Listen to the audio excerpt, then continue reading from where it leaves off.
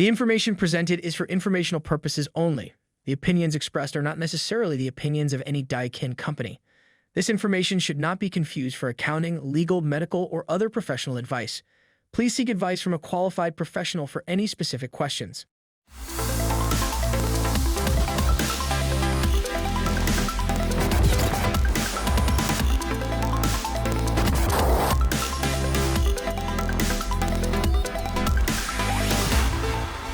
Welcome to the Accelerated HVAC Success Program. My name is Ben Middleton. I'm the National Sales Training Manager for the Daikin, Goodman, and Amana brands. Today we're joined with Dan Clapper, and he is the Director of Market HVAC for Interplay Learning. Dan, thank you so much for joining us. Hey, thank you for inviting. So, Dan, how in the world did you get into this industry? That's a funny story. So my dad had his own HVAC company in upstate New York. So probably 8 years old, he made me go down in the basement, and I was cleaning fittings with a wire brush, sorting out the mess in his truck he made. Probably as a teenager, I started joining him on job sites. We crawling around basements, attics, new installs, ductwork, the whole deal. Okay. So I'd have to say it's my father's fault. So, Dan, today we're going to be talking a little bit about business metrics and training success. And, one of the things that I think a lot of HVAC contractors struggle with is, what are the metrics that I'm looking to track when it comes to training, and how in the world do I actually track those? Yeah, I mean, it's such a great conversation. So being at Interplay Learning, I get to speak with all size companies from the huge PE roll-ups to the 2 or 3 tech companies. And most of the time, training just gets looked at as an expense line, right? Here's something that we're just going to do, and if we're in a pinch, we're just going to cut it. And the best companies I see actually tie metrics, tie their business metrics to training. And if you start thinking about all the business metrics there are, from conversion rates, sales conversion rates, to callback rates, to time on the job, there's so many business metrics. I bet you there's training. You could put a training piece to all of that, right? So one of the things I love to do is first, help the company get clear on where they are right now with their metrics. And then where they want to be, and then how training can help them get there.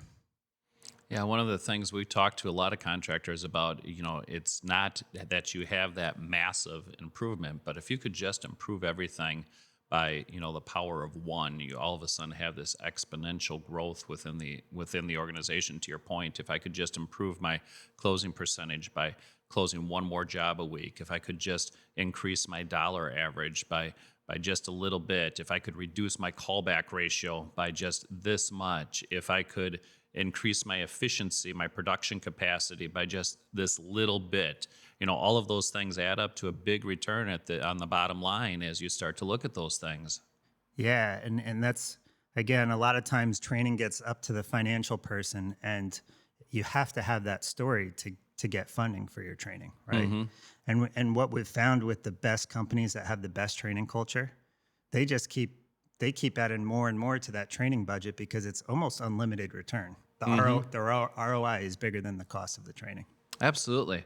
So the other thing I've talked to a lot of different experts in this industry about is, at times it feels like there's almost this self-esteem crisis within the HVAC industry. Sure. And so when you talk about training, how does that impact the overall confidence of an installer or a technician that may be out in the field?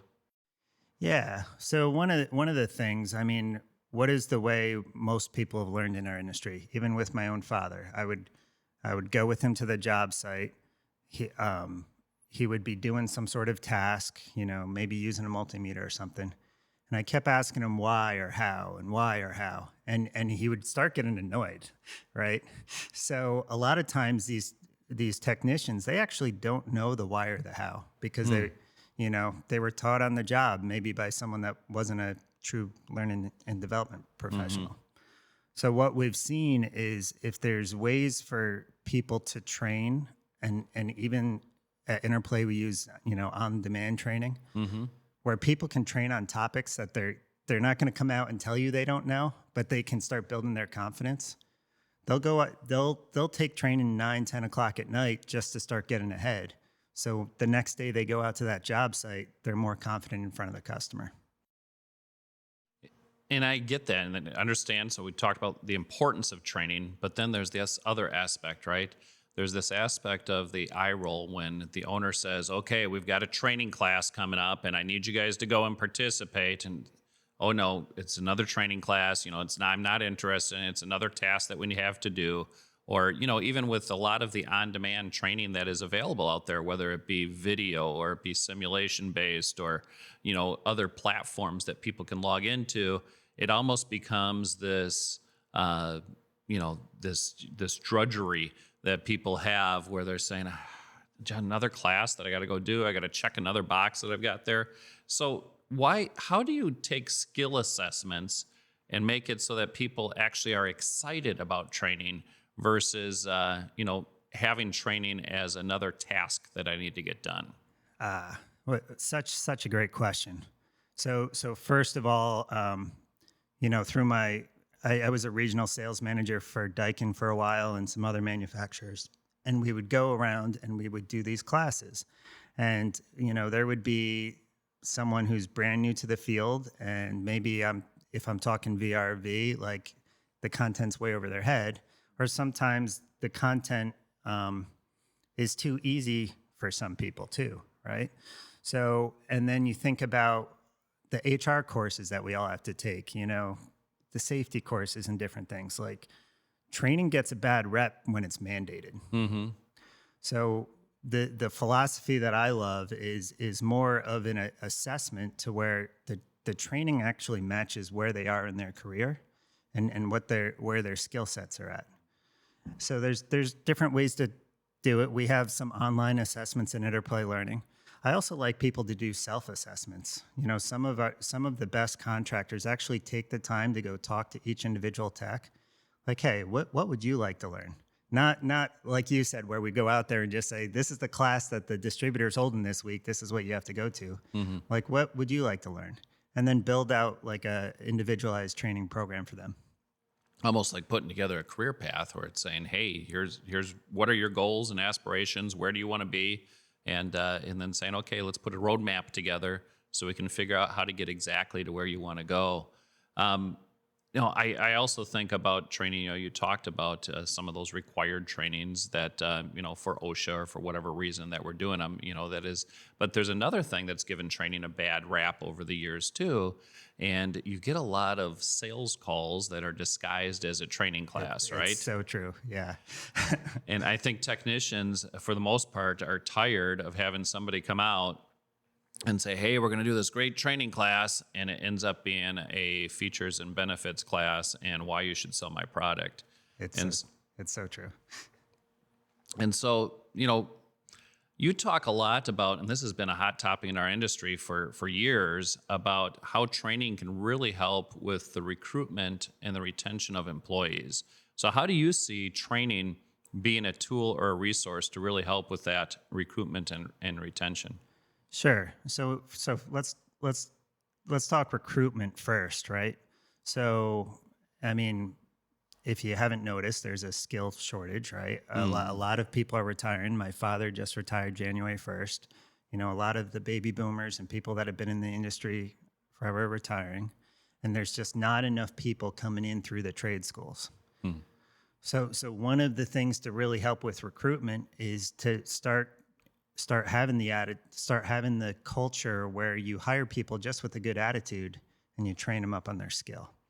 So having a really strong onboarding program that can just teach people the basics, teach them the refrigeration cycle, teach them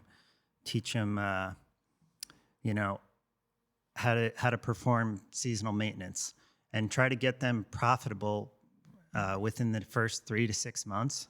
And now you've built this culture where people, maybe they didn't have a chance to go to college, or they immigrated to the country, or they just never had that career path. You've just opened your potential talent pool huge if you can hire by attitude and train for skill. So how does training help with the retention piece of it?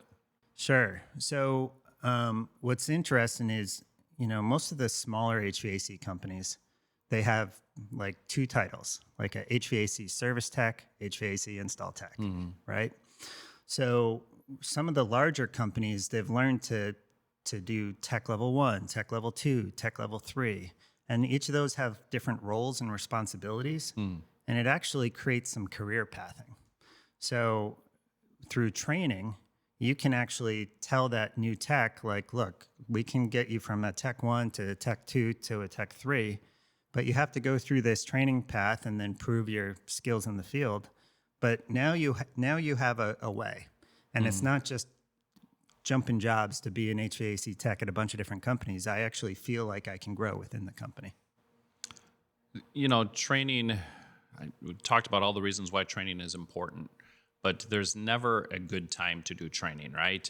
Either you're too busy and we've got too many calls to run, and so now is not a good time to do training, or the opposite of it, hey, it's really slow out right now and we don't have the money for training. And so how do you do that balance? And let's first talk about when you're too busy.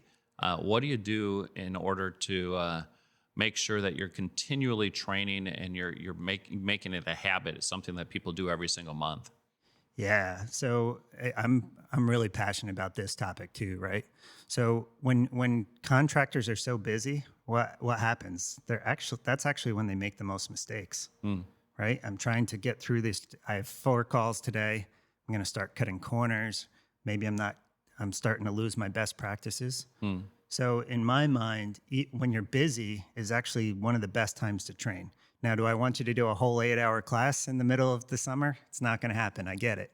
But 5 to 10 minutes in the morning, a short little video of something you need to brush on, it keeps your mind sharp and your skill set sharp, it prevents them from cutting corners. So I love setting up just short micro learning in the busy seasons. And then when it comes to not busy seasons, I think that's when you jam in the longer sessions. You get more, contextual knowledge, deeper knowledge. That's when you go to the whole day classes where you tear down a unit and put it back together. I think that's the best time to do that type of stuff. And if your finances aren't there to cover that, let's get back to talking about the metrics and say it's even worse if you don't cover that. That's the age-old adage, right? You can train the people and they might leave, or you can not train the people and they might stay. Yeah. I have something on that too, right? What's one of the most important things to contractors? It's their Google reviews, right? Or their, Yelp, whatever it is, these 5-star reviews. And it's if you're telling me that you think training is not as much of a priority, and you have techs that they're not at the top of their skill level, those people are out there representing your brand in the marketplace. So wouldn't you rather them be on the best of their game, the top of their game? They'll be more confident in front of the customer, and they'll get those 5-star reviews. Well, Dan, thank you so much for coming in and for meeting with us. I really appreciate it. Oh, thank you. And we look to have you back here soon. Great.